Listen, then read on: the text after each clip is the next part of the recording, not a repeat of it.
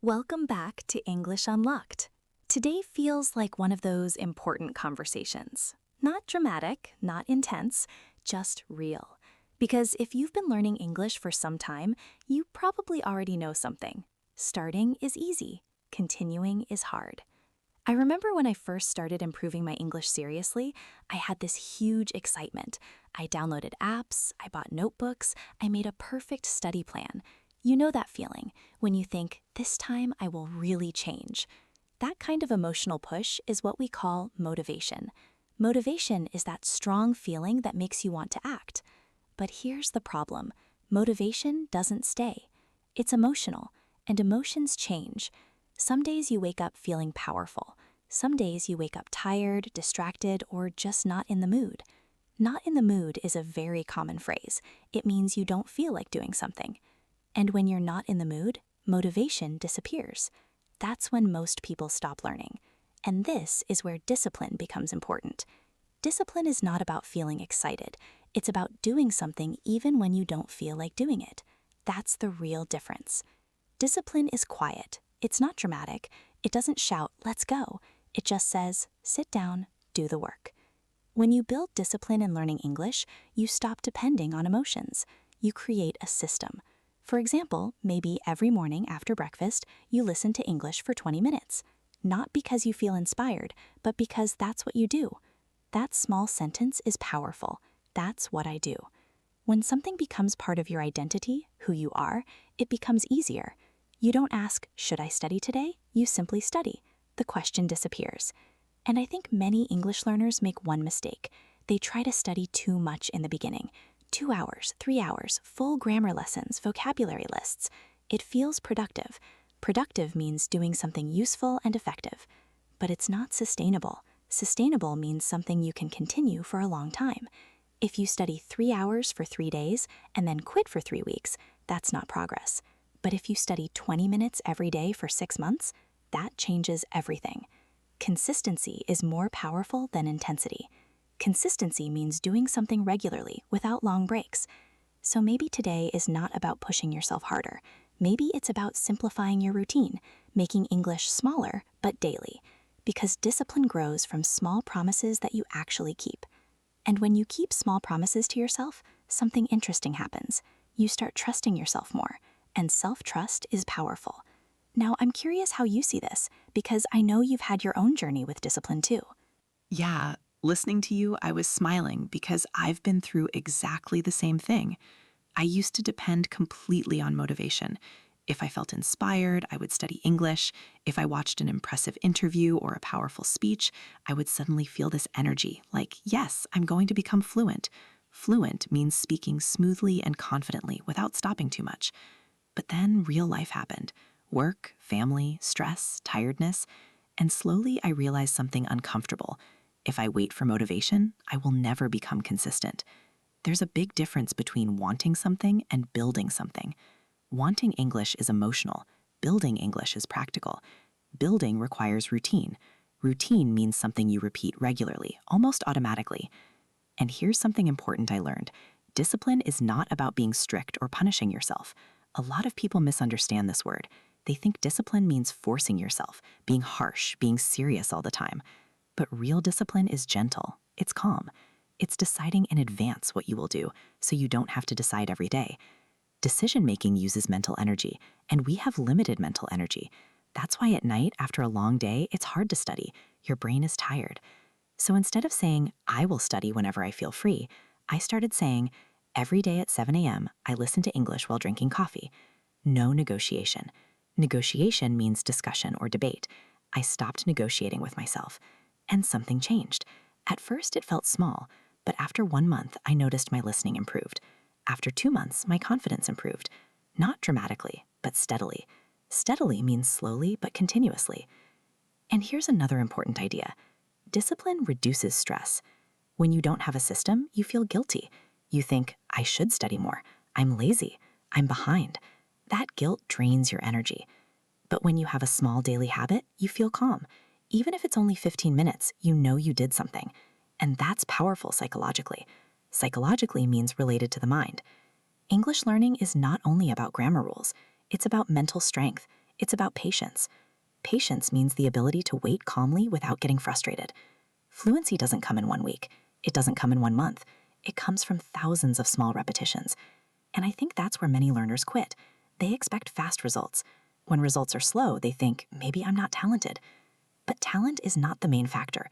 Repetition is. If you repeat something daily, your brain adapts. Adapt means to adjust and improve in response to practice. So instead of asking, how can I feel more motivated? Maybe the better question is, what small habit can I repeat every day without thinking too much? Because discipline is not about intensity, it's about rhythm. And once you find your rhythm, English becomes part of your life. Not a project, not a temporary goal, but a lifestyle. There's something we don't talk about enough in language learning, and that is the moment when you feel like quitting. Not because you hate English, not because you don't care, but because you feel tired of trying. I remember one specific week very clearly. I had been studying consistently for months, listening every morning, reading short articles, practicing speaking alone in my room. And yet, one day at work, someone spoke to me in English, and I froze. Freeze here doesn't mean cold. It means your brain suddenly stops working. You know the words, you study them, but they don't come out.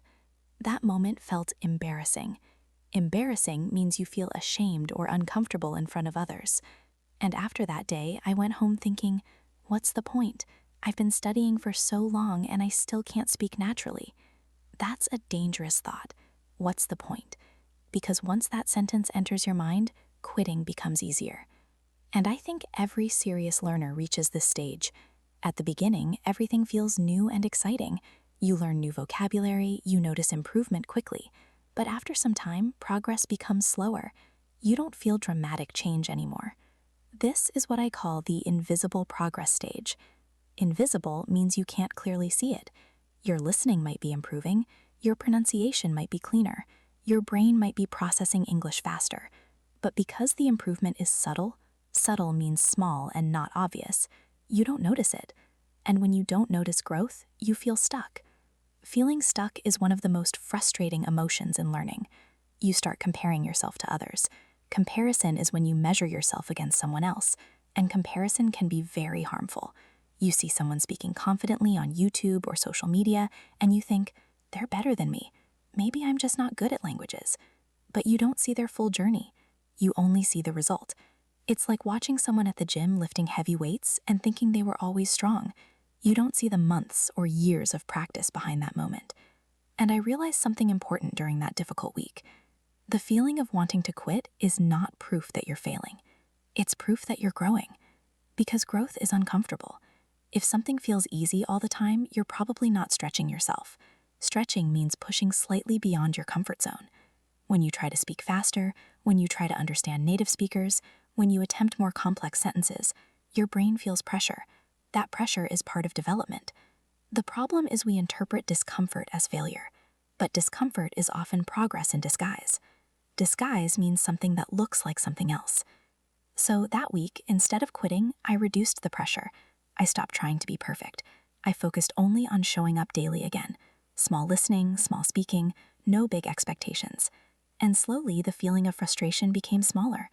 Because sometimes the solution is not to push harder, but to stay consistent during the low moments. And I think this is where mental resilience becomes important. Resilience means the ability to recover from difficulty. English learning is not a straight line upward. It's more like waves. Some weeks you feel confident, some weeks you feel behind. But the key question is not, do I feel confident today? The key question is, will I continue anyway? What you said about freezing, that hit me, because I had almost the same experience. For me, it happened during an online meeting. I had prepared everything, I knew the topic, I even practiced my sentences before speaking. But when my turn came, my heart started beating faster. My mind went blank. Blank means empty, and I could feel everyone waiting. That silence felt long. Maybe it was only 5 seconds, but it felt like 1 minute. And after the meeting, I kept replaying the moment in my head. Replay means to think about something again and again. I thought, why am I still like this? I've studied for years. And that's when self-doubt begins. Self-doubt means not believing in yourself. Self-doubt is quiet but powerful. It whispers, maybe you're not capable. Maybe this isn't for you. Maybe others are just smarter. But here's what I learned later. Those thoughts are emotional reactions, not facts. Facts are objective truths. Emotions are temporary states. In that moment, I felt incapable. But was I actually incapable? No. I had improved a lot compared to 1 year before. I understood more, I spoke more clearly, I just had a stressful moment. And stress affects performance. Performance means how well you do something in a specific moment. Even athletes who train for years can make mistakes during important matches. That doesn't mean they are bad athletes. It means they are human. Language learning is similar. There's another important concept here: identity. If you tell yourself, I'm bad at English, your brain starts acting according to that identity. But if you tell yourself, I'm improving my English every day, your brain looks for evidence of growth. Your identity shapes your behavior. And I think many learners attach their self-worth to their current level. Self-worth means how valuable you think you are as a person. Your English level is not your value. It's just a skill in development. When we separate identity from performance, we become more stable emotionally. So instead of saying, I failed, we can say, that moment was difficult. There's a difference. One attacks your identity, the other describes an event. And here's something else: plateaus. A plateau is a period where you feel no progress. In language learning, plateaus are normal. You study, but your level feels the same. This is usually because your brain is organizing information internally. It's restructuring connections. Think about building a house. Sometimes workers are busy inside the structure, but from outside, nothing seems different. No new walls, no visible change, but inside, important systems are being installed. Your brain does the same. During a plateau, you might feel stuck, but internally, your listening speed might be increasing. Your pronunciation might be stabilizing. Your vocabulary connections might be becoming stronger. The danger is quitting during a plateau, because often after a plateau comes a breakthrough. A breakthrough is a sudden improvement after a long, stable period. I've experienced this. Months of nothing is changing. Then suddenly, one day, I understand a podcast without subtitles, or I speak without translating in my head. And that's another important sign of growth: when you stop translating. Translating mentally slows you down. When you start thinking directly in English, even in simple sentences, that's progress. But it takes time, and time requires patience. Patience is not passive. It's active consistency without panic. So maybe the real skill in learning English is not grammar. It's emotional management. Managing frustration, managing doubt, managing comparison. Because if you stay emotionally stable, you will naturally continue. And if you continue long enough, improvement is inevitable. Inevitable means it cannot be avoided. If you expose yourself to English daily for 1 year, you will improve. It's not a possibility, it's a certainty. The only way to fail is to stop. And that's why these difficult phases are so important. They test whether you are learning for excitement or for transformation. Transformation means deep, long-term change. And real transformation is slow, sometimes boring, sometimes frustrating, but extremely powerful. There's something interesting about confidence. Most people think confidence comes first and then action follows. But in reality, it's usually the opposite. Action comes first, confidence comes later. When I was earlier in my English journey, I kept waiting to feel ready. Ready to speak, ready to join conversations, ready to express my ideas clearly. I thought one day I would wake up and suddenly feel confident enough. But that day never came.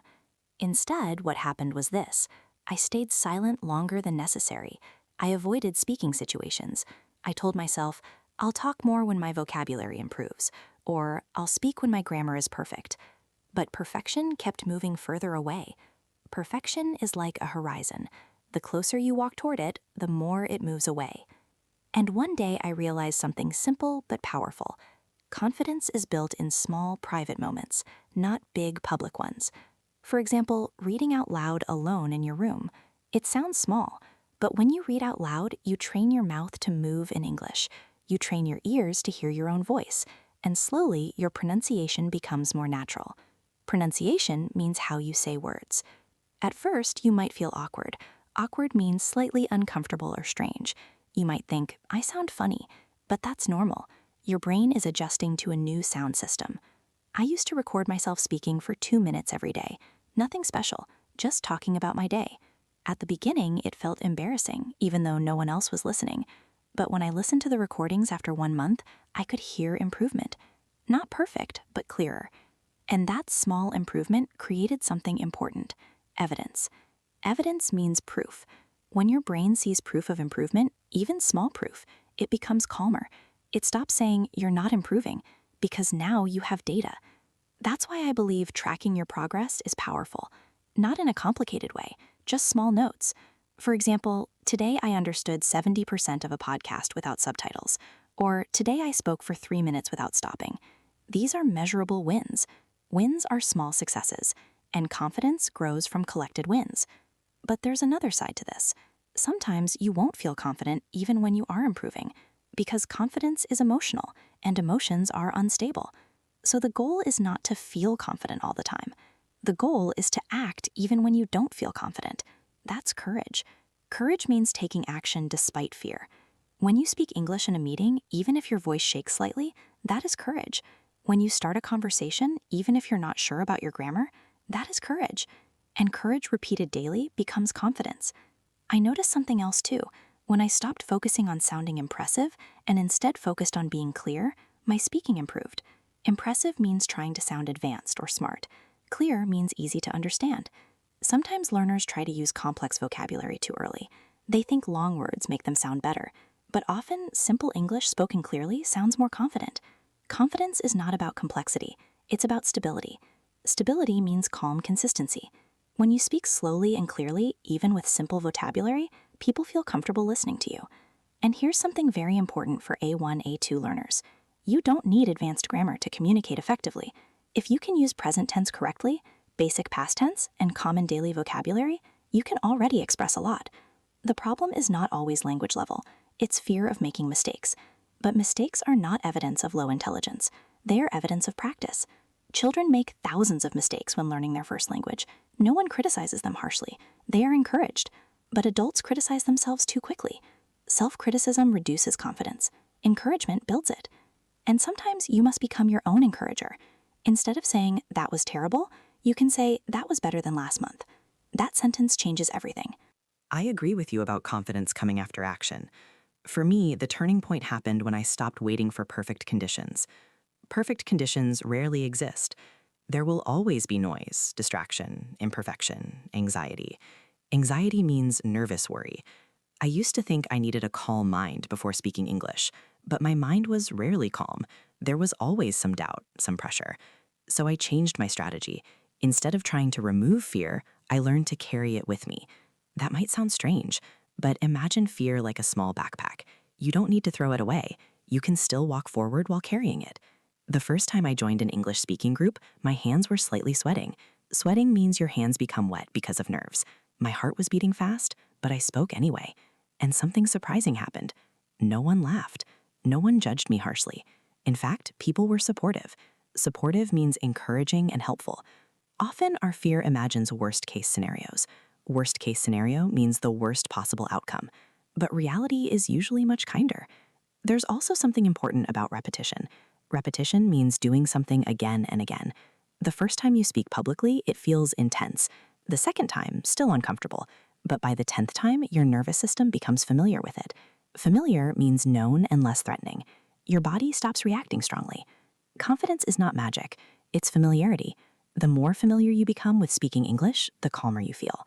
Another thing that helped me was simplifying my expectations. Expectation means what you think should happen. If you expect yourself to speak like a native speaker after 1 year, you will feel disappointed. But if you expect gradual improvement, you feel more stable. Language learning is cumulative. Cumulative means it builds slowly over time. Every small listening session, every short conversation, every new word, they accumulate. Sometimes learners think, today I only studied 20 minutes, that's not enough. But 20 minutes daily for 1 year is more powerful than 3 hours once a month. Consistency beats intensity. Intensity means strong effort for a short time. Consistency means steady effort for a long time. And steady effort builds quiet confidence. Quiet confidence is different from loud confidence. Loud confidence is when someone speaks strongly and tries to show skill. Quiet confidence is calm, stable. You don't rush, you don't panic. You accept small mistakes. And that kind of confidence feels mature. Mature means developed and emotionally balanced. Another practical thing, speaking slower. Many learners rush because they feel nervous, but when you speak slowly, you give your brain time to organize sentences. You don't need to fill silence immediately. Silence is not your enemy. Pauses are natural in conversation. Native speakers pause too. They think, they choose words. When you allow yourself to pause, you reduce pressure. Pressure makes mistakes worse. Calmness makes sentences clear. And something else I learned, improvement is invisible until one day it becomes obvious. There was a moment when I was watching a movie without subtitles, and I suddenly realized I understood almost everything. I didn't notice when that change happened. It wasn't dramatic, it was gradual. Gradual means slow and step by step. And that's how confidence grows too. Not in one big moment, but in hundreds of small, quiet ones. When you don't quit during frustration, when you speak despite nervousness, when you practice even on low energy days, that's when your identity shifts. You stop saying, I'm trying to learn English, and you start saying, I'm someone who learns English daily. That identity is powerful, because once you see yourself as a consistent learner, quitting feels strange. It doesn't match who you are. And maybe that's the real goal, not just improving English, but becoming someone who shows up consistently. Because that skill, discipline, will help you in every area of life. There's a question I want to begin with. What if discipline is not something you use, but something you become? Most learners think discipline is an action. I need to be more disciplined. I need more willpower. I need stronger motivation. But what if discipline is actually identity? Identity means how you see yourself. For example, if someone says, I am a healthy person, they naturally choose healthier food. If someone says, I am a reader, they naturally read books. The action follows the identity. So instead of saying, I will try to study English every day, what if you say, I am someone who studies English every day? That small change sounds simple, but it shifts your brain. Your brain always wants to act in a way that matches your identity. If you see yourself as inconsistent, you behave inconsistently. If you see yourself as disciplined, you begin to look for disciplined actions. And here's something important. Identity is not built from big promises. It's built from repeated proof. Proof means small evidence. Every time you study for 10 minutes, proof. Every time you choose practice over scrolling, proof. Every time you review vocabulary instead of skipping, proof. Small actions vote for your new identity. Imagine identity like a ballot box. Ballot means vote. Every disciplined action is one vote for the person you want to become. You don't need 100 votes in one day. You just need more positive votes than negative ones over time. And this idea removes pressure. Because you don't have to be perfect. You just have to vote for yourself more often than you vote against yourself. Now, let's talk about something realistic. Burnout. Burnout means extreme mental or physical exhaustion. Sometimes learners start strong. They study 2 hours daily. They watch 3 podcasts. They memorize 50 words. And after 2 weeks, they feel tired, heavy, drained. Drained means empty of energy. That's not discipline. That's intensity without sustainability. Sustainable means something you can continue for a long time. Real discipline is sustainable. It respects your energy. It understands that you are human. There will be days when you are tired from work, days when your mind feels slow, days when life feels heavy. On those days, discipline changes shape. Maybe instead of 30 minutes, you do 5. Instead of speaking practice, you just listen. Instead of writing a paragraph, you write 1 sentence. That still counts. Because discipline is not about maximum effort. It's about minimum consistency.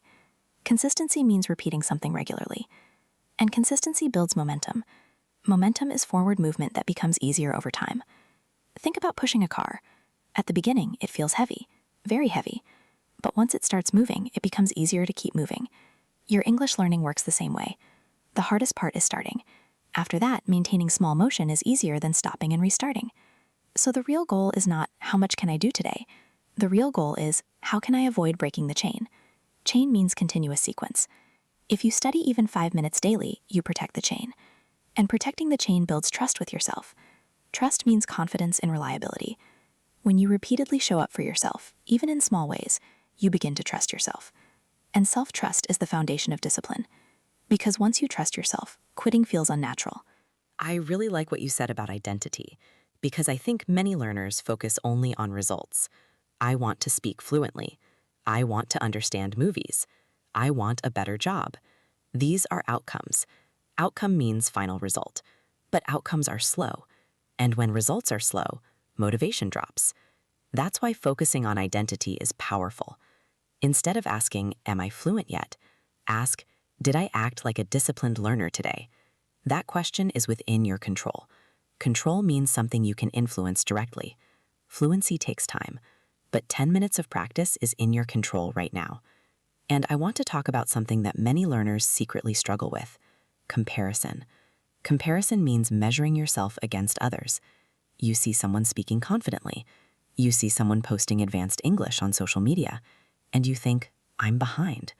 Behind means slower or less advanced. But here's the truth. You are not competing with them. You are competing with your previous self. Progress is personal. Personal means individual and unique. Everyone has different starting points, different education backgrounds, different exposure to English. Exposure means how much contact you have with something. Some learners hear English daily at work. Others only hear it during practice time. That difference matters. So comparison can damage discipline, because when you feel behind, you feel discouraged. Discouraged means losing confidence or hope. And when you feel discouraged, you skip practice. Instead, measure growth against yourself.